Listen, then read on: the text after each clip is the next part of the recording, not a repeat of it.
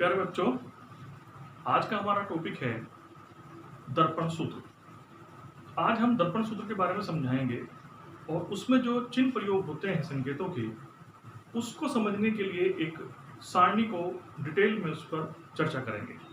तो चलिए देखते हैं।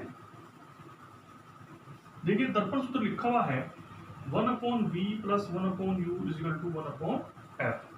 इसमें आप सब जानते हैं u क्या है, दर्पण से वस्तु की दूरी है, v दर्पण से प्रतिबिंब की दूरी है और f दर्पण की फोकस दूरी है। ठीक है, ये सूत्र तो बड़ा आसान है, सब इसको जानते हैं। प्रश्न ये आता है कि जो इसमें चिन्ह इस्तेमाल होते हैं u v f के, उसमें कंफ्यूजन हो जाता है। उस कंफ्यूजन को दूर करने के लिए आज हमने एक सारणी बनाई है, उसको समझते हैं।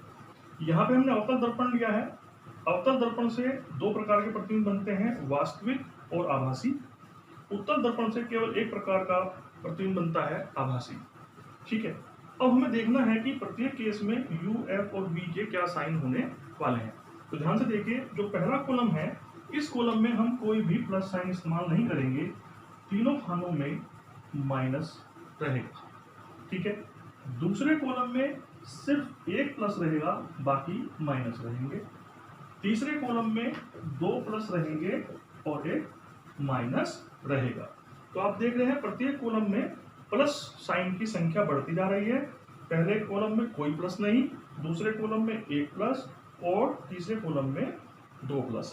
अर्थात क्या मतलब हुआ इसका, अगर आपका दर्पण अवतल है और प्रतिबिंब वास्तविक है तो u माइनस f माइनस और v माइनस रहेगा।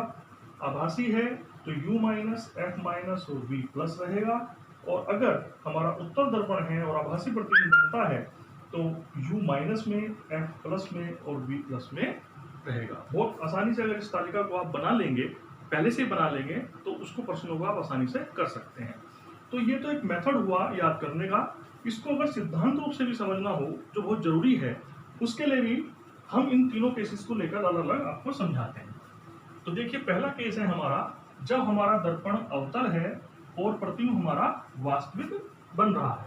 तो देखिए, वस्तु रखी हुई है और इसका वास्तविक प्रतिबिंब यहाँ बन रहा है, जो वस्तु की ओर ही बनेगा। तो अगर हम इसको सिद्धांत रूप समझें, अगर हमें ध्रुव से फोकस दूरी के लिए हमें ध्रुव से f तक जाना होगा और वो दिशा होगी ये, यानी ये वाली दिशा इस दिशा से, जो आपतित प्रकाश की दिशा है, उसकी विपरीत दिशा है। अर्थात f का मान माइनस में होगा। इसी प्रकार प्रतिबिंब तक जाने के लिए हमें ध्रुव से भी राइट से लेफ्ट जाना होगा और इसलिए v का मान माइनस में होगा। वस्तु की ओर जाने के लिए ध्रुव से वस्तु तक जाने के लिए भी हमें इसी दिशा में चलना होगा, यानी u का मान भी माइनस में होगा। और यही हमारी तालिका कहती है कि u माइनस, f माइनस और v माइनस रहेगा। इसी प्रकार दूसरा केस देखते हैं, जब दर्पण हमारा अवतल है और प्रतिबिंब आभासी है। ये वस्तु रखी हुई है, इसका आभासी प्रतिबिंब यहाँ बन रहा है दर्पण के दूसरी ओर। तो अगर हमें फोकस दूरी के लिए देखना है तो हमें ध्रुव से फोकस तक जाने के लिए राइट टू लेफ्ट जाना होगा, जो इसकी विपरीत दिशा है, यानी फोकस दूरी माइनस में होगी। वस्तु तक जाने के लिए भी हमें राइट टू लेफ्ट जाना होगा, ये भी माइनस में रहेगा। प्रतिबिंब तक जाने के लिए हमें ध्रुव से लेफ्ट से राइट जाना होगा, यानी उसी दिशा में जाना होगा जिस दिशा में आपतित प्रकाश की दिशा है। तो हमारा v जो है वो प्लस में होगा। आप देख सकते हैं u माइनस, f माइनस और v प्लस में आता है। यानी जो सारणी कह रही है बिल्कुल उसी हिसाब से यहाँ पे चिन्ह आ रहे हैं। अब लेते हैं हम तीसरा केस। तीसरा केस है हमारा, दर्पण क्या है, उत्तल है, प्रतिबिंब कैसा बन रहा है, आभासी बन रहा है। ये हमारा उत्तल दर्पण है, इसका एक वस्तु इसके सामने रखी हुई है, इसका एक प्रतिबिंब इधर आभासी बन रहा है। तो यहाँ देखते हैं, अगर हमें वस्तु तक जाना है तो ध्रुव से हमें जाना होगा राइट टू लेफ्ट, यानी u का मान माइनस में होगा। और फोकस दूरी के लिए हमें ध्रुव से f तक जाना होगा, जो ये डायरेक्शन होगी, जो वही डायरेक्शन है जो आपतित प्रकाश की दिशा है, यानी f का मान पॉजिटिव होगा।